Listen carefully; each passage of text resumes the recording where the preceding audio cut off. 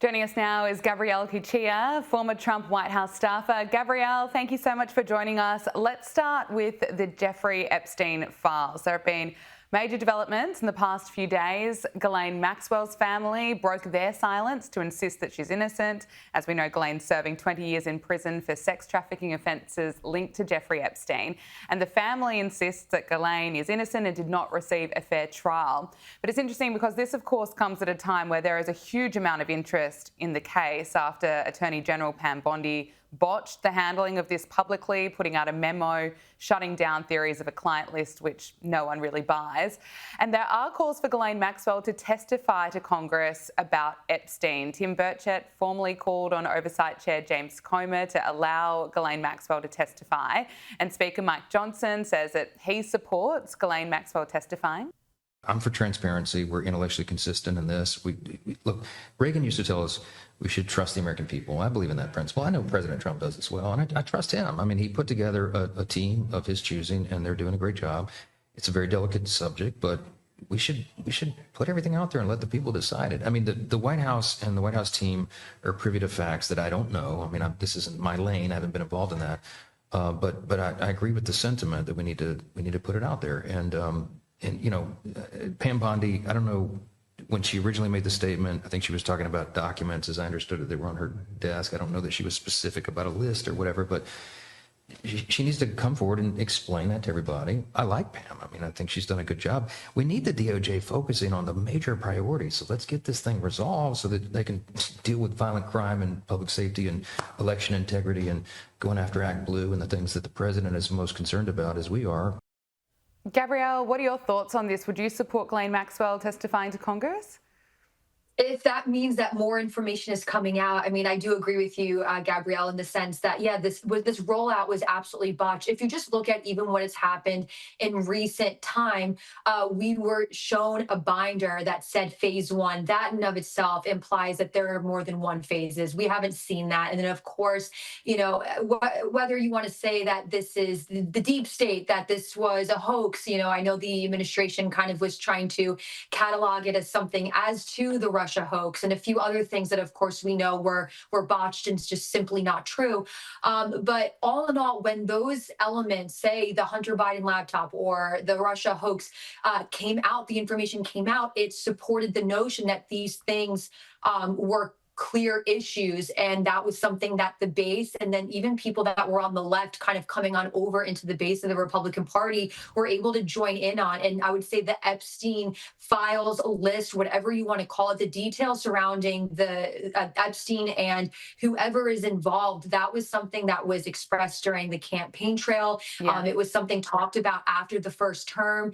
And all in all, I think most of the base is just looking for, similar to the Hunter Biden laptop. I mean, Marco Polo put out a full book of all the details that they could get their hands on when it came to the Hunter Biden laptop, or say, even in the Russia hoax, all the sound bites coming from the DOJ themselves, Comey having no issue with saying that he acted in bad faith in his job at the DOJ. There was so much information for those two issues. So if you want to say that this is lumped in, which the administration has said, you know, this is kind of on the same level, then all right, let's have that info. By no means do I think Maxwell is innocent or that Epstein is innocent. However, more information in proving that point, I say, why the heck not? Yeah, I completely agree with you. And Donald Trump keeps getting asked about this. And the more he shuts it down, the more people are going to ask questions and demand answers. He posted on Truth Social today, calling it a scam and a hoax. He said, "My past supporters have bought into this BS hook, line and sinker." But Donald Trump has spoken again about this because he keeps getting asked by reporters. He's trying to shut it down, but he did say that he believes all credible files should be released. But I don't understand why the Jeffrey Epstein case would be of interest to anybody. It's pretty boring stuff. It's sordid, but it's boring. And I don't understand why it keeps going. I think really only pretty bad people, including fake news, want to keep something like that going. But credible information, let them give it. Anything that's credible, I would say let them have it. It seems as though he's losing control of this story because he's comparing the Epstein list to other deep state hoaxes. But as you pointed out, we got plenty of evidence and information to get to the bottom of this and get to the bottom of the truth for that to be revealed. People on both sides, as you say, want answers. It's what the American people had been promised, and this administration has really failed to deliver. It's interesting, Attorney General hit back at reporters when she was asked about the tensions between herself and Dan Bongino. This is her response. Is there disruption at the leadership of DOJ and the FBI with your relationship with Dan Bongino that is affecting the operations of the DOJ? No, I'm not going to talk about personnel matters. No, I was with Director Patel all morning, and we are committed to keeping America safe, making America safe, working with our incredible partners at DEA, FBI, ATF, U.S. Marshals to do everything we can to make America safe, and that's what we're focused on. And today we're focused on protecting our kids. And I would ask all of you, when you leave, go look at that wall outside, right outside this room, of all the fentanyl deaths, all the faces of fentanyl that you have done an amazing job putting up. She didn't say Dan Bongino's name there. She just referred to Kash Patel. What are you hearing of what's going on behind closed doors? Is everyone still fighting? Yeah, Gabriella. I mean, at the end of the day, what appears to be one of the bigger issues when it comes to the interconnections of DC is that, different than any other administration we've seen before, we're seeing a lot of loyalists be in these positions in the government. And it's no secret that a lot of these individuals are also close friends even with the individuals that have, say, large X accounts that also are, talking heads or journalists or commentators on television. So another piece of this puzzle is that it appears that the administration is still operating and confiding in the ways that these individuals would have before they got into office. And they're quickly learning that anything that they really say could very easily be put on display online, whether for good nature or for bad nature.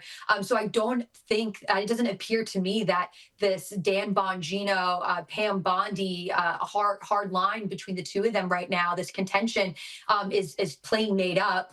There's a lot of credible individuals that are very close to both, separately and together, actually, that have reported on the same thing. So I think it's just a learning lesson for them all, truly, that what you say, media, in a sense, media matters, right? What you do say to your pals, whether it's the people on TV or the people that have large accounts on social media, your words are going to be heard, whether you were intending for them to be or not. And so for something like this, especially when, again, this is an issue that both the base and individuals that maybe necessarily didn't even jump on the MAGA train from the get want answers to. Absolutely. This is where kind of culture and politics collide. So there's no hiding in this sense. And she's got a lot of work to do to kind of, make right or wrong. Bongino at the same time, too. I think that's where the frustrations come from, because his show highlighted a lot prior to him joining into the government role he's in, was a huge highlight about Epstein. And so, again, Trump himself, too, really having to come face to face with something that's one of the very few times where the administration kind of makes a hiccup that just simply can't be ignored. They do a lot of course correcting, and they did it a lot in the first term, but this is just one of those things. You just can't let it go.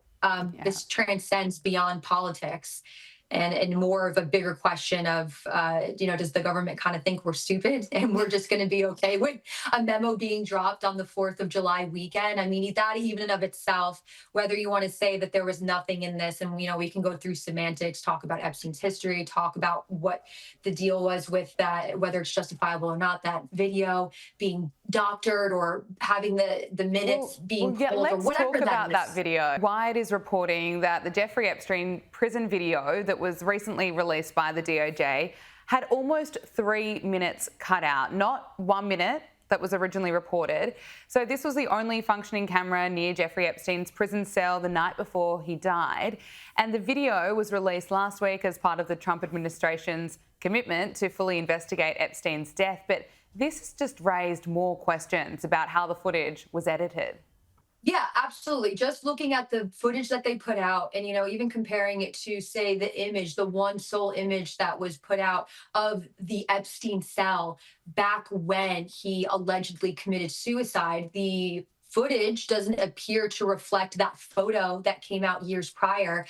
So one is factual, one is not, or are neither true, or, what's going on there. I think that just adds an extra element of more questions that just need to be answered. And there is this little bit of fear, right? Of if the government gives you more answers, and does there become an uproar? Can the public handle the truth? But at some point, we are almost so desensitized from the truth. We spent how many years in our country accepting what our higher individuals, our government officials have told us. And that was the whole point in the birth of the MAGA movement. Yes, Trump wears the MAGA hat quite literally and, physically and figuratively.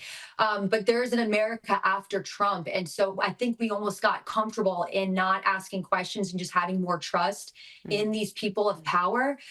So to answer that question and maybe, water it down a little bit more, is that it's a good thing. Maybe they tried to attempt to give us some footage, but it doesn't appear real. We have a liability and a right to ask that question. We didn't forfeit it just because we voted for President Trump and trust him and his administration do a good job. They also need to trust us to keep them honest. It's a two-way street here.